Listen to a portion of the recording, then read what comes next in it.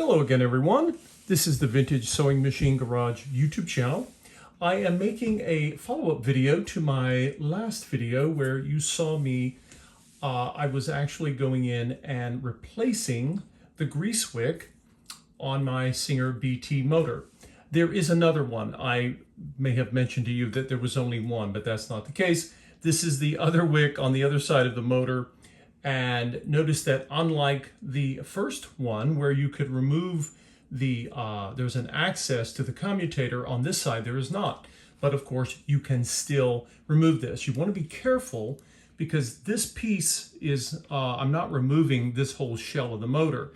And I'm going to take again my small needle nose pliers and I'm just going to gently, I just want enough grip to not let go of it, but I'm not trying to crush this. Remember, this little port is made of aluminum and it's soft. So I'm going to just squeeze and lift up, and this one actually is coming out a little easier. How about that?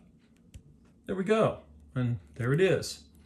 And you can see, hopefully you can see, getting any kind of, there we go. You can see the fluting here that holds this in, holds it in its little spot there. So I'm going to go ahead and try to remove the wick like I did the last one. This one I don't have as much sort of hanging out of the port. So I'm going to take something very narrow. Oh, where are my tools here? And I'm going to essentially try to push it through from the top. So if I have it like this is upright. Okay, I'm just going to push. There we go, and it didn't take much effort, and that is the old wick. This is on the pulley side, right? Or the right-hand side if you're looking from the front of the machine. And it looks just like the other wick, right? It's dark, it's been in there a while. I've seen worse, but it could have been the original wick. In any case, this gives us a basis for the length of the new one. So I do have, I thought I was out of wick before, but I actually have some more. This one is new wick. It's got a little bit of fuzz on it here, but it is new. It just doesn't look as clean as the other did. So I'm going to take the old wick and simply line it up, and that's going to tell me where I want to trim it. It can't be too long, it won't fit, right? So I'm going to add maybe just a hair, maybe a 1/16 of an inch extra, just to allow for any wear. You don't really get a lot of wear from these wicks. They basically sit where they are, and they basically feed the softened grease lubricant to the bushing. So I'll come in here, and I'm just, like I say, maybe a 1/16 of an inch extra. Boom. And that is really all I really need there. And I'm going to do the same thing I did before. My grease wick port, or the little device there that holds the wick in place, is remarkably clean. You never know. Sometimes you have to clean them out, and they get stuffed with. Sometimes the wick will crumble on you. Thankfully, this did not happen. And so, just as I did with my earlier use of this, I'm going to take my syringe and fill the port with grease, and I'll know it's full when it starts to come out on the other end. Do I have enough here? No, I need to get more in my syringe here. All right, so I've got my grease wick port. That's what I call it. This little, it looks like a very small aluminum cylinder. It's open on both ends. The top end is always going to be a little smooth and rounded. The bottom is not. And the bottom end will have the fluting. So if you ever say, hey, which way does this go? You can see on the right-hand side of this, the little scores in the metal. I call it fluting. And that is what helps give enough friction when you put it back into the body of the motor that it stays put. It's sort of like a way to kind of hold it still. So I'm going to take my syringe, which I'm just lucky that the syringe tip is not wider than the port, and I'm going to push. Just you don't have to. There's not a lot of space for grease here. Whoops! There you can see. I just put more than I needed. I'm going to put that back. I'll use that again. I know it doesn't seem like we're doing a lot of. You think, well, gosh, there's not a lot there. you're right, but you don't need a lot because this grease will absorb into the wick that I'm going to insert. And when I first insert it, you think, hey, it's pushing all the grease out, right? So what am I going to do? I'm going to take and try to dab the wick with grease as best I can, and then I'll get it up into the port, right? Now, you always want to have grease on the end that's going to go to the bushing, and I'm going to go ahead and put a dab on there because remember, we want the bushing to have lubrication as soon as we get going after we've reinstalled this port. So you can see I'm getting more grease on my hands than I am anywhere else. That's just the way it goes with this little exercise. Fortunately, you don't have to do this very often. Okay, I've still got grease on the outside of the port. We'll clean that up in a moment. And again, I'll take one of my precision tips. Where are you, precision tip? And I'm just going to check and see if there's anything. There usually is not much of anything in here, but we'll check to be sure. Not really anything there. And I'm just going to take my fingers and just manually line this up with that spot. And you want to take your time and just go slow. You want to find something flat that you can use to push it in with. Whoops, and of course, I wasn't lined up and it flopped off. That might happen to you. If it does, no cause for alarm, right? So, there. I just literally pushed it in with my finger, okay? Again, it should take very little force. It was beautifully designed to fit just so, okay? So again, that's why you particularly don't ever hold the base of the port with the needle nose pliers because then you'll upset that fluting, and that fluting is what helps hold it in the casing of the motor itself. Now, how do you know if, again, as I mentioned in the last video, how do you know that you've got it in all the way? I don't see any fluting here. That means the fluting is down in the hole in the plastic where it belongs, and that's why it's there. So again, I'm going to go ahead, before I apply any heat at all, I'm just going to take my cotton swab here and mop up any excess. There's always going to be a little bit on the outside. Again, you do not want excess lubricant when you're working on a sewing motor, whether it's one of these Singer motors, one of the specific Singer motors that takes grease, or if it's one of the later motors that only takes a drop of oil, whatever it is, please remember that less is more here. More is not better. More can destroy your motor. Electric motors are not like the motors, like the engines in automobiles, internal combustion. They don't require lots of lubrication.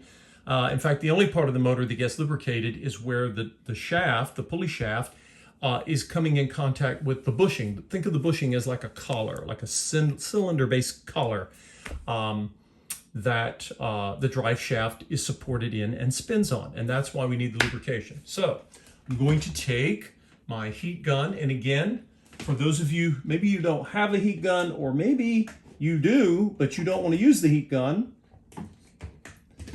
because you know you could easily damage something, including yourself, with a heat gun. They're really, I can't overstate that enough. So what I'm going to do here is I'm using my heat gun, but I'm holding it like 8 inches away on low for a very short amount of time, okay? And just to make sure we can tell that our grease is softening, because that's what we're trying to do, soften this grease. When we soften the grease, we're basically doing what the motor's heat will do. Notice I'm only putting a little bit, or you're going to have it running all over the place, and that we do not want. So when I soften the grease, it begins to liquefy so that it will absorb more into the wick, and that's what we want, okay? And we also want the power to be on. Okay, watch this right here, and you will see very quickly how that grease, you see it's already softening. The grease is melting, and it is soaking into the wick. I mean, that literally is all I did. And that was on low, held about 8 inches away. If you don't have a heat gun, again, a hair dryer should be more than enough to create the heat that you're going to need. I'm mopping up anything, I don't know that I have anything that dripped down, but I'm just checking to be sure. So what I have right now is liquefied melted grease, right? It only took in fact, this didn't even get warm here. It didn't take much.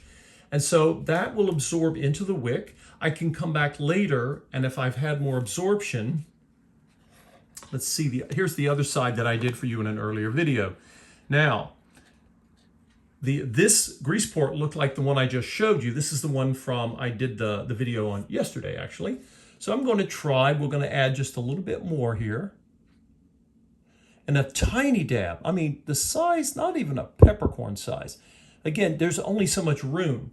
And if you put more grease up here than there's room for, well, you know what's going to happen. It's going to go dripping and falling everywhere except for where it's needed. So I know sometimes it might sound like I'm overemphasizing something, but there's a reason for it, I promise you. Okay, so this is the port from yesterday. This was the first one I did. You remember this is the little access cap that I was able to go in and look at the brush, and we cleaned the commutator. Now, watch this. I'm going to heat this again like I did yesterday, and let's see if that wick has enough room. As I melt this latest daub, it should soak down into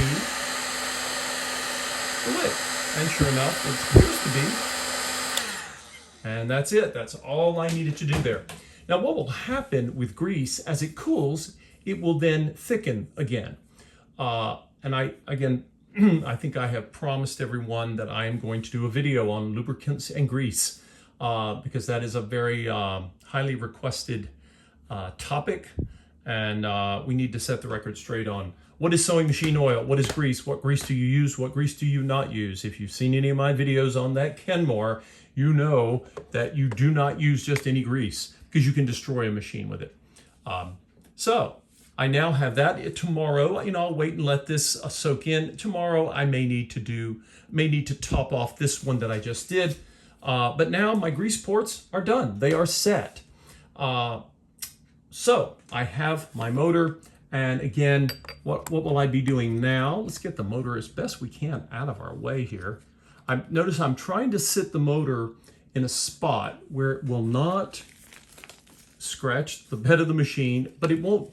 I don't want to stretch these power cords, right? My cords are in great shape. Do not stress them. They're only designed to pull so far. So right now, that's I have very low tension on there. That makes me happy. So what am I going to do now? Well, we got this dust, and this is basically mostly just lint. It looks like grease or oil. I'm not really sure how or why it got filthy, but remember, this is decades, right? And I'm basically being gentle here. What I might come in and one thing you can try, and I've mentioned this before in my cleaning series, if you're not sure, you can always start with something like sewing machine oil. Sewing machine oil is a gentle cleaner. It's especially helpful on these old black shellac Singer paint finishes, right? And it's not just because it's making it shiny, but it actually will pick up. You can see, you can pick up dirt with the oil. Later machines that have different paint finishes, there are different ways to clean those. Always remember, less is more. We are conserving, the word conservator. We're trying to maintain as much of the original finish as possible. This machine has wonderful paint condition. There's only a few specks that need to be dealt with on the bed of the machine. And here we go. I basically just cleaned it. Notice I didn't use any solvent. Definitely no alcohol. Don't let alcohol get anywhere near your vintage sewing machine, especially these old black finishes, because it'll dissolve them instantly. And I'm not exaggerating. Please do not. Do not do that. You will be highly disappointed. All right, so we have accomplished this. Before I go to put the motor back on, I don't need to do that at the moment. I am going to be taking the hand wheel off in the next video, and we'll take a look at that and see why are we doing that? Why take off the hand wheel? It's very simple, beautifully, wonderfully simple. Thank you, Singer and their engineers back in the day. They were all about being very practical and efficient with maintenance. Not something we can say about almost any appliance today. Anyway, folks, I hope this was helpful. I wanted to make this up because as I came back to the motor, I had remembered, no, there are 2 grease ports, one on each end of the motor. So I wanted to correct myself from the last video. Hope this was helpful. I look at so many machines and so many motors. Some of them have 1 port, some of them have 2, and so there you go. But the Singer 99K, one of the best little strong machines you'll ever see and you'll ever use, and we'll just keep working our way toward overhauling it and giving it the love it has been waiting for until I eventually complete it, and then I will post it and list it for sale so that we can find a new home, a new owner that is needing a good solid machine and one that they can easily care for, that will give them hopefully many years of service. See you in next video next time.